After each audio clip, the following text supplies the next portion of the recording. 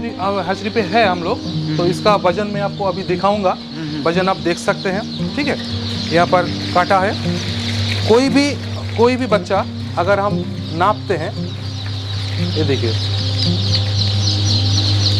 30 ग्राम बच्चे का वजन आया, ठीक है। दूसरा मैं दिखाऊंगा आपको, ये देखिए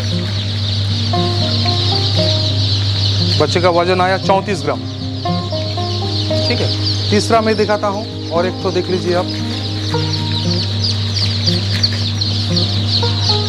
30 ग्राम, जिसको हम सही क्वालिटी का चूजा इसको माना जाता है।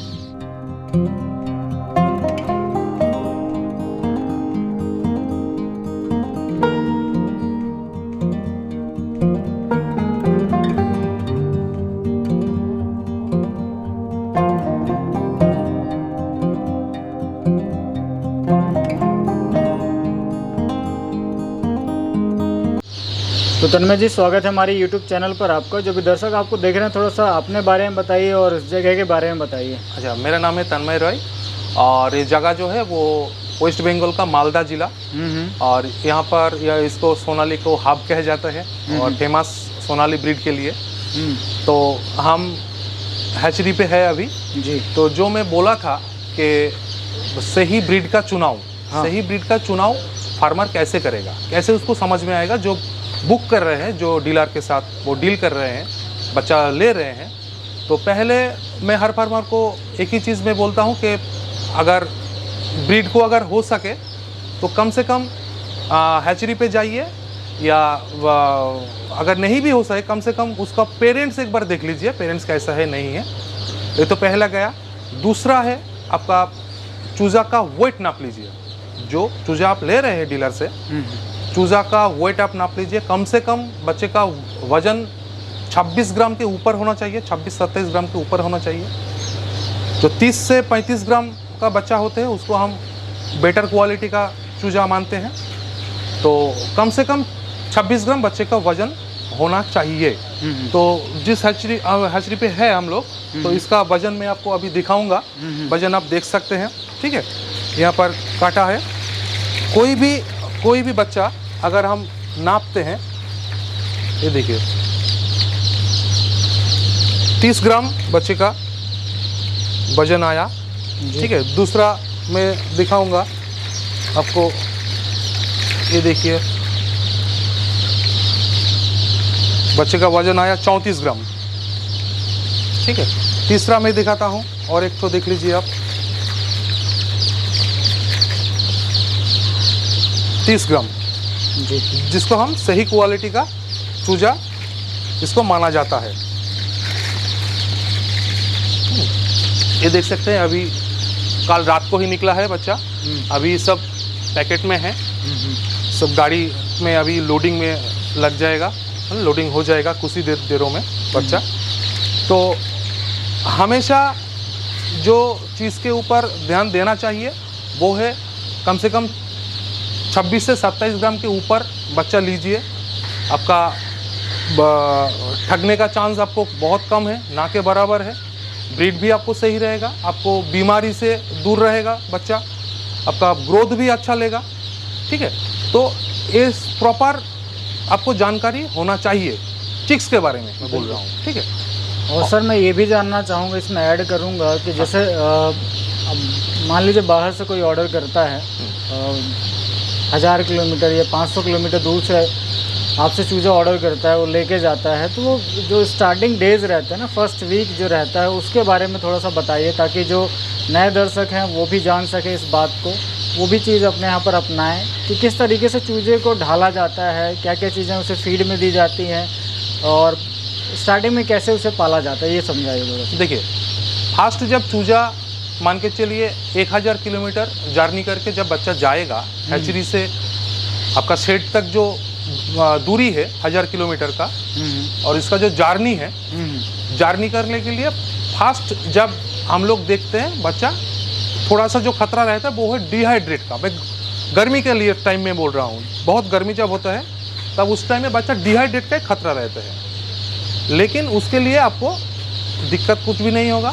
बच्चा जब शेड में जाएगा, शेड में जाने के बाद कम से कम उसको 2 दिन तक ORS पाउडर, जिसको ओरल डिहाइड्रेशन सॉल्ट कहा जाता है, बाज़ार से 15 से 20 रुपए के अंदर एक पैकेट आता है। हर 2000 चूजे के पीछे एक पैकेट ORS पाउडर का दरकार होते हैं। अच्छा, पहला दिन आपको दाना नहीं देना है, सूजी देना है। सूजी को कैसे देना है, जो बहुत सारा फार्मर नहीं जानते, बहुत डीलर भी नहीं जानते। प्री स्टार्टर दाना खिला देते हैं, ठीक है, क्योंकि बच्चे जब जाते हैं, बच्चे के पेट में आपको यक रहते हैं, जो इसको नेचुरल दाना, जो नेचर तरीके से उसका शरीर में आ जाते हैं। तो बच्चा खाने के लिए कुछ दिक्कत नहीं है। बच्चा दिक्कत होते हैं डिहाइड्रेट के लिए। 72 आवर्स तक बच्चे को अगर कुछ भी नहीं खिलाएंगे तो भी बच्चे को कोई दिक्कत नहीं होते हैं, ठीक है। जो दिक्कत होते हैं डिहाइड्रेट का खतरा रहता है, और वो ORS देने से वो डिहाइड्रेट मिट जाते हैं। तो सबसे पहले पानी के साथ ORS पाउडर दे दीजिए। अच्छा, फर्स्ट दिन सूजी को तावे पर हल्का सा गर्म करके, जब ठंडा हो जाएगा, फ्राई नहीं करना है सूजी को, हल्का सा गर्म करके पेपर के ऊपर छिड़क के दे देना है, ठीक है। अच्छा, दूसरा दिन से कोई बढ़िया कंपनी का, मैं कंपनी का नाम नहीं लूँगा, नहीं तो उसका प्रोमोट हो सकता है, तो इसलिए मैं नाम नहीं ले रहा हूँ। अगर कोई फ़ोन करके पूछेगा तो मैं बोल दूँगा, उसके लिए दिक्कत नहीं है। तो प्री स्टार्टर बढ़िया कंपनी का प्री स्टार्टर पहले दे दीजिए।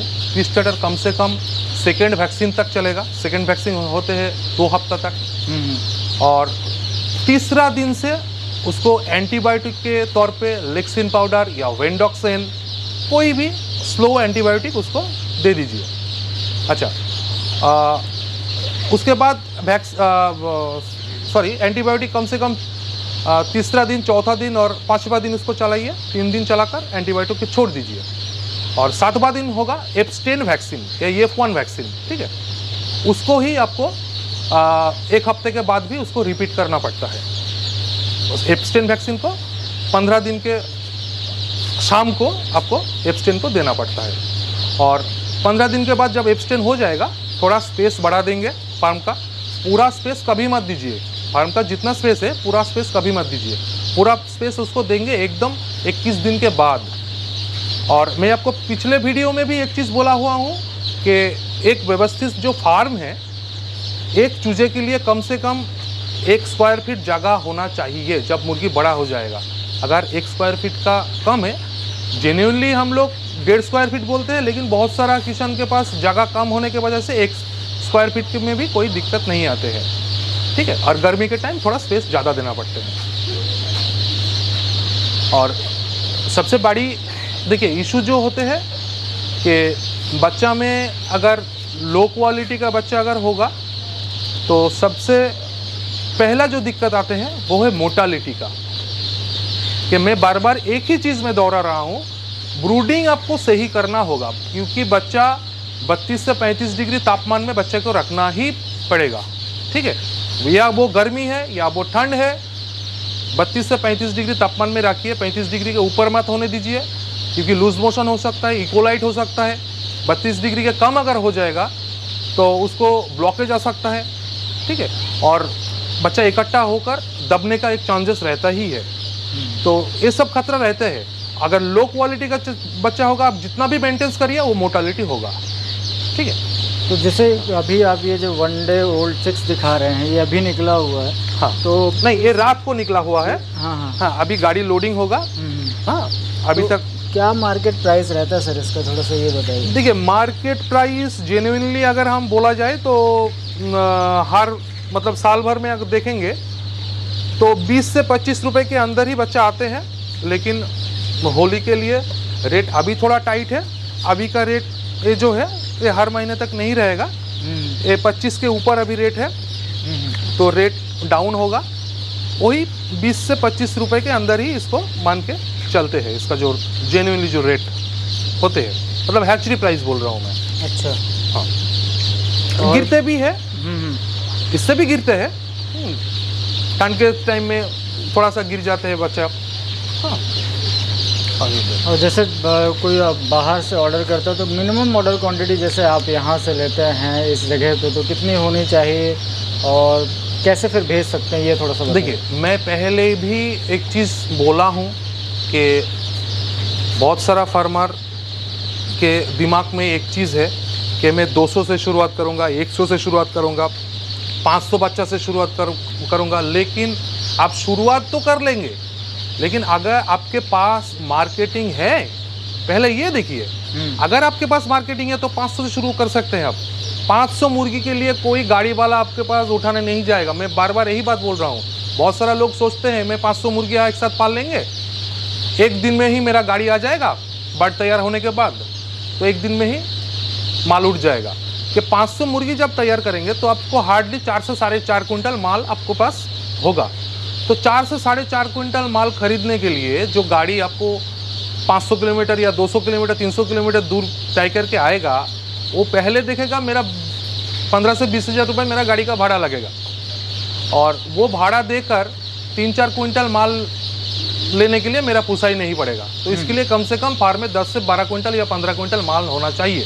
बिल्कुल। तो कम से कम अगर हो सके 1500 से 2000 तक अगर आप पाल पाएंगे वो सबसे बेहतर है। और 500-200 तभी पालिए जब आपके मार्केटिंग है। अगर मार्केटिंग आपके साथ है तो कोई दिक्कत नहीं है, आप 50 ठो मुर्गी लेकर भी आप पाल सकते हैं, कोई दिक्कत नहीं है। क्योंकि आप बेचने का आपके पास कोई अगर साधन नहीं मिलेगा, बड़ा आप तो खाने के लिए नहीं बना रहे हैं ना, उसको बेचने के लिए, आपको 2 पैसा प्रॉफिट के लिए आप बना रहे हैं। तो बड़ा होने के बाद अगर नहीं बिकेगा तो आपको एक प्रॉब्लम फेस करना होगा, बहुत बड़ी प्रॉब्लम आपको फेस करना होगा। तो पहले मैं बोला हूँ कि 3 ठो चीज़, कि मार्केटिंग, सही ब्रीड का चुनाव और प्रॉपर जानकारी, ये पहले आपके पास होना चाहिए हर हाल में, फिर आप मुर्गी के लाइन में आइए।